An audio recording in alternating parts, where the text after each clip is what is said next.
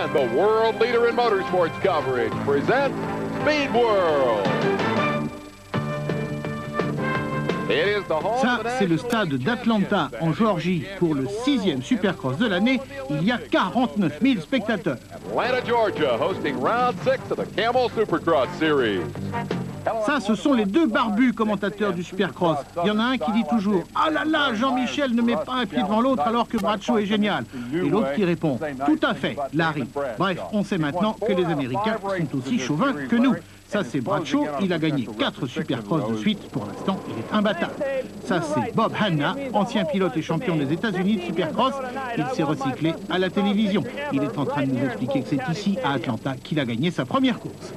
Ça, c'est le départ du premier quart de finale où figure Jean-Michel Bell.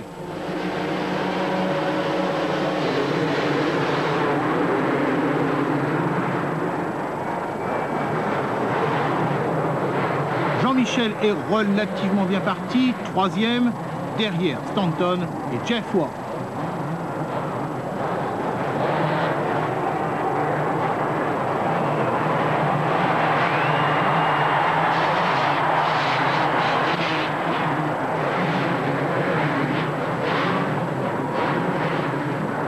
Deuxième tour, grosse chute de Larry Ward. Troisième tour, Jean-Michel a passé Jeff Ward, il est second et attaque Stanton.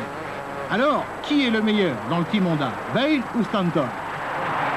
Ah, peut-être Stanton. Ah, plutôt Jean-Michel Bale. Non, Stanton.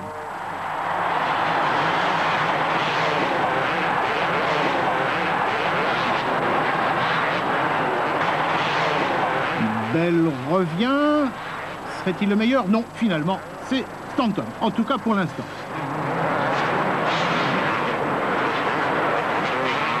Derrière, c'est chez Kawasaki que l'on règle les comptes. Alors là, qui est le meilleur? Le numéro 6, Jeff Ward, ou le numéro 3, Kiedrowski? Pour l'instant, c'est Ward. Et ça va rester Ward parce que Kiedrowski tombe. Dernier tour de ce quart de finale, on revient en tête, Stanton et Bale. Alors que l'on est en train de dépasser des attardés, attention, voici du très très beau Supercross.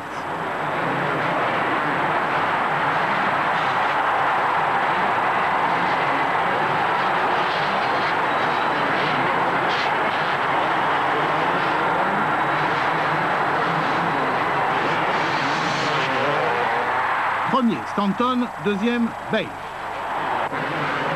Second quart de finale, Matiasevich, numéro 9, et Damon Bradshaw, numéro 4, sont en bagarre. Attention, monsieur Bradshaw se fait jeter.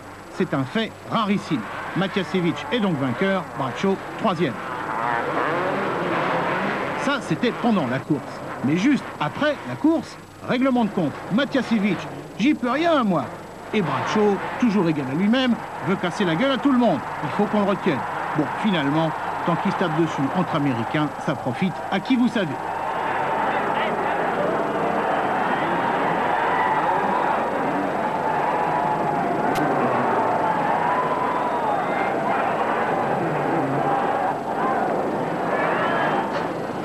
Départ de la finale, ils sont tous là. Numéro 1, Jean-Michel Bell. Numéro 9, Jeff Matiasevich. Numéro 7, Mike LaRocco.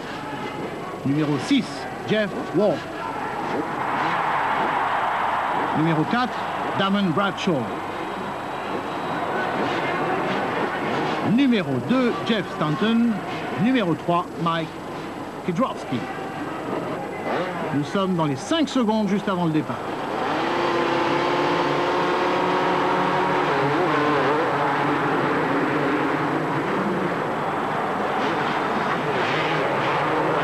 Jean-Michel Bell est parti en tête alors que Macmillan est tombé.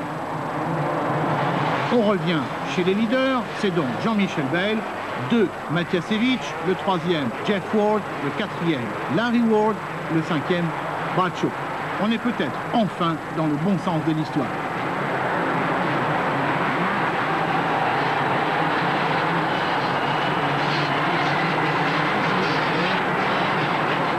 Troisième tour, Bradshaw passe Matiasevich, Il est second derrière Jean-Michel Bell. Voilà le grand moment attendu depuis le début de la saison, l'affrontement au sommet entre le champion et son challenger. L'enjeu est simple. Depuis le début de l'année, Bradshaw a gagné 4 fois, Bale 0 fois. On court pour gagner, on court pour l'histoire et enfin on court pour casser l'autre, le moral et si possible le reste.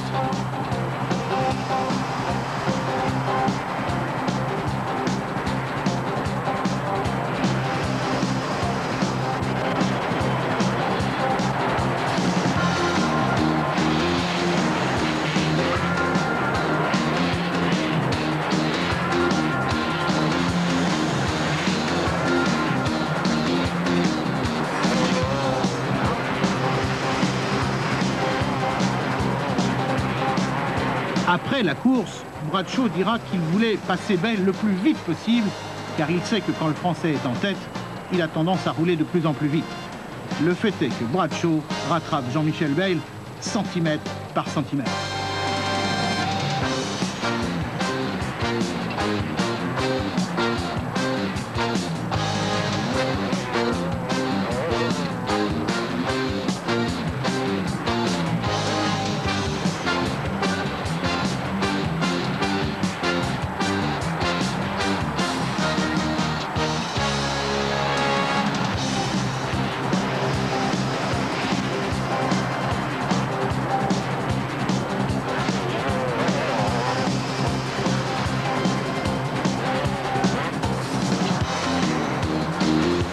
Au bout d'un tour de bagarre, Bradshaw est pratiquement dans les roues de Jean-Michel Bell.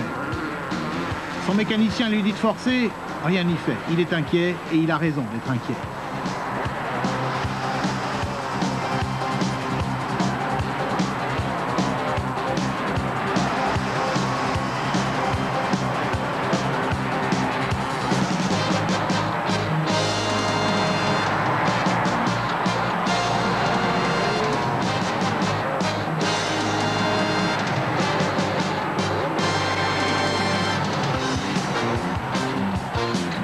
Cela fait pratiquement 3 tours que Jean-Michel Bell résiste à la furia de Bradshaw et il sent qu'il ne va plus le tenir longtemps.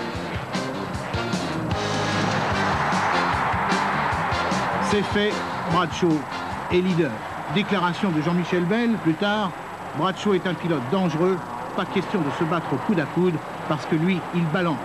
N'ayant pas réussi à le lâcher, je devais le laisser passer. Jean-Michel doublé à la régulière, en tête, voilà un moment, hélas, historique. Explication possible, la moto. Celle de Bradshaw est parfaite, alors, la Honda. Les autres ont fait beaucoup de progrès et Honda a changé complètement la moto. Ça fait 3 ans qu'on gagnait le championnat avec la même moto et ils ont tout changé cette année. Donc il faut repartir à zéro et on a quelques petits problèmes, mais je pense qu'on va les résoudre assez rapidement.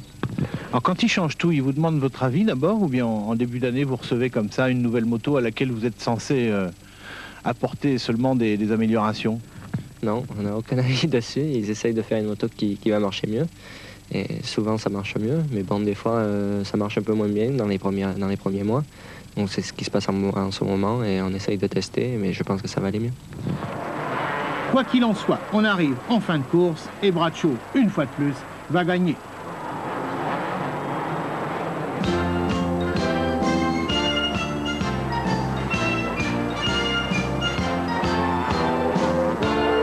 Les pessimistes diront que si Bell s'est fait passer à la régulière, il ne gagnera plus jamais devant Bradshaw. Les optimistes peuvent penser que ça s'améliore puisque second, c'est ce que Jean-Michel a fait de mieux depuis le début de saison. D'ailleurs, au classement général, Bell a pris la 2e place derrière Bradshaw, mais devant Stanton. Enfin, les spécialistes se souviendront que Bradshaw a toujours eu des débuts de saison en fanfare, mais des fins de saison difficiles. Tout de même, alors que l'on est dans le dernier tour, Damon Bradshaw vole vers sa 5e victoire d'affilée. Il égale donc le record de Ricky Johnson et Bob Hanna. Sacré pilote.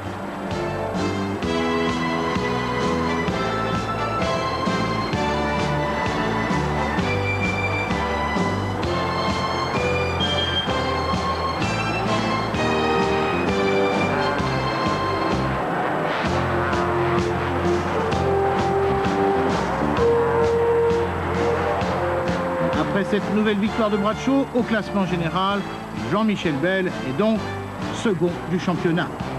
c'est bien, mais il est à 24 points de Bradshaw. C'est beaucoup. Il reste 10 épreuves à courir.